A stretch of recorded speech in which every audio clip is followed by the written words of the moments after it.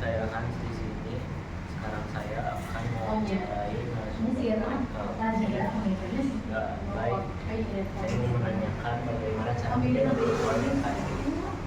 Baik, jadi salah satu cara menurut saya untuk menjaga ketua NKRI itu sendiri adalah dari diri kita sendiri gitu. Kita harus belajar caranya untuk toleran gitu dengan orang sekitar kita ataupun dengan suku, bangsa, agama yang berbeda gitu daripada kita.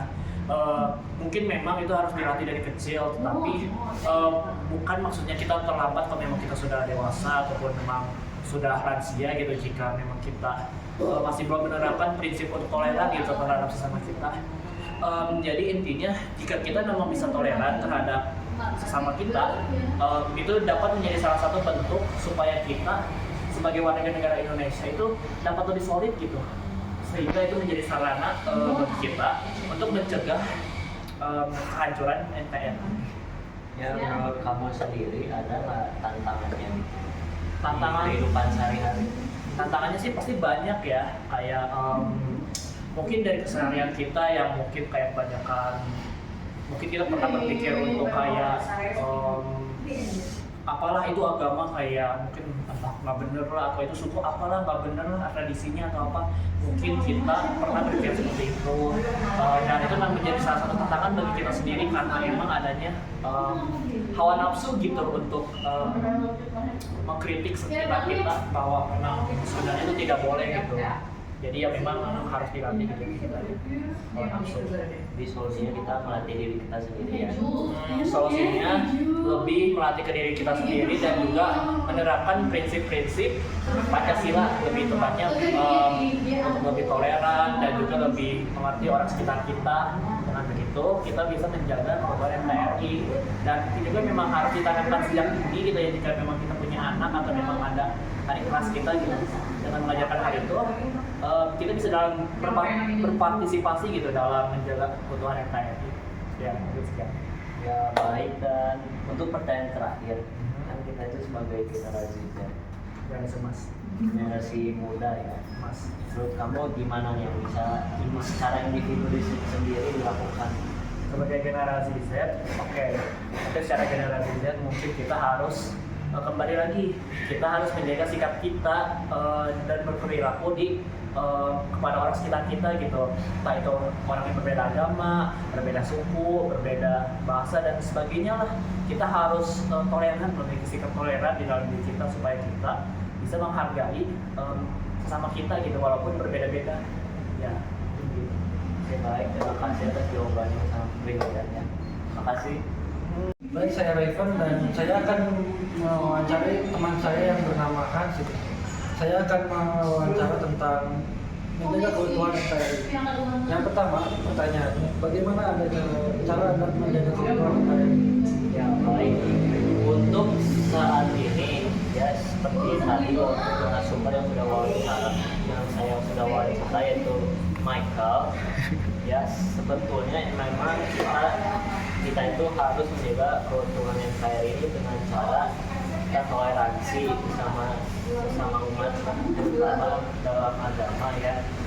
Ya kita jangan jadi orang yang radikal aja sih dalam beragama, dan untuk itu juga kita nggak usah lah nyari-nyari ribut sama orang lain, terutama di media sosial kayak gitu. Dan juga salah satu isu yang sering kita angkat yaitu tentang suku. Ya yang saya ketahui ya selama ini ketika saya membuka sosial media, seperti ada suku ya, maaf ya, seperti Jawa ataupun Medan yang memiliki citra buruk. Ya menurut saya itu tuh sebenarnya nggak perlu, karena kita tuh harusnya berupaya untuk menjaga keutuhan NKRI. Nah selain itu juga kita juga harus, sebetulnya kan keutuhan NKRI juga berarti negaranya harus kuat ya. Yang saya mau omongin itu dari sistem pendidikannya. Yang pertama itu bahwa kita tuh di sekolah sering melakukan praktik kecurangan seperti mencontek. Udah gitu murid-murid juga kelihatannya seperti malas belajar, nggak sungguh-sungguh dalam belajar.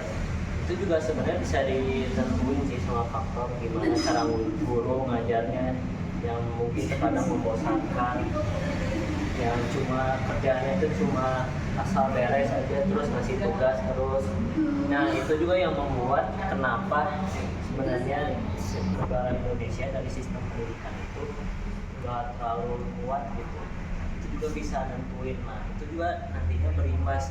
Nah sebenarnya banyak kan itu di media sosial yang beredar hashtag kabur aja dulu. Itu tuh termasuk dari penyebab dari sistem pendidikan itu sendiri.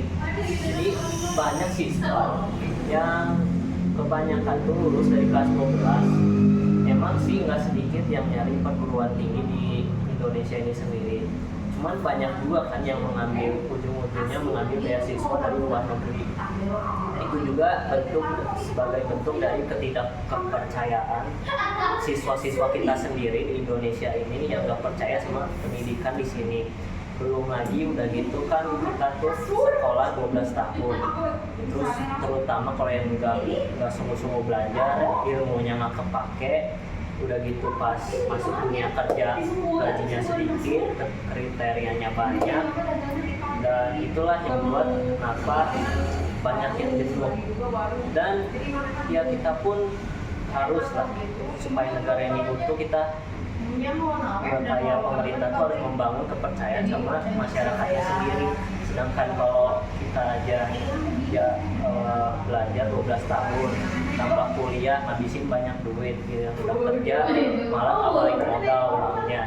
Jadi selama ini ilmu nggak kepakai, uang dikit, boro-boro mau berkeluarga untuk mencukupi kebutuhan kita sendiri aja susah gitu loh. Dan ya menurut saya itu sih yang harus pemerintah kita benahi. Oke, dari cara yang sudah disebutkan tadi, apa sih tantangan-tantangannya dalam kita buat kebenaran keuangan ini? Ya menurut saya sendiri sih tantangannya itu kita harus rubah diri kita dulu sendiri kan. Kita tuh harus belajar sungguh-sungguh, dan juga yang selanjutnya itu pemerintah tuh yang saya lihat banyak yang kerjanya itu nggak kompeten, banyak yang suka korupsi dan lain-lain.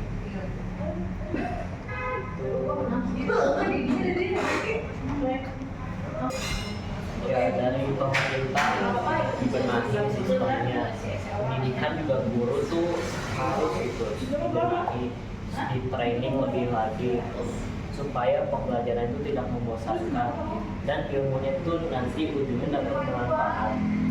Dan juga sebenarnya ini kan terkait menteri juga ya soal pekerjaan, dibenahi itu kriteria-kriterianya yang enggak relevan, dan harus ya supaya semua orang tuh yang katanya ada 19 juta lapangan pekerjaan itu bisa dapat pekerjaan yang layak, gajinya juga tolong lah ditingkatin untuk perusahaan-perusahaan. Jadi sebenarnya pemerintah itu sendiri yang mengusahakan kita buat menjaga keuangan ini. Ya, yang terakhir apa peran kita sebagai pelajar atau anak muda sekarang buat menjaga keutuhan TNI di Indonesia? Ya menurut kita sih, ya meskipun kita sebagai generasi muda ya mungkin ada kepikiran buat pindah ke luar negeri, cuman kita tetap lah belajar sungguh-sungguh, dan mungkin kita pakai kesempatan itu belajar di luar negeri, kita ambil ilmunya, kemudian kita juga jangan lupa sama negara sendiri lah. Kita juga benahi negara ini, kita bantu ikut dalam proyek apalah, organisasi, dan ya mungkin sekolah-sekolah juga kita bantu lah buat ilmu-ilmunya yang kita sampaikan. Kita mungkin mengadakan seminar-seminar yang bermanfaat gitu bagi orang-orang sini. Gitu. Saya rasa sudah cukup wawancara kali ini. Jadi terima kasih atas waktunya, Hans.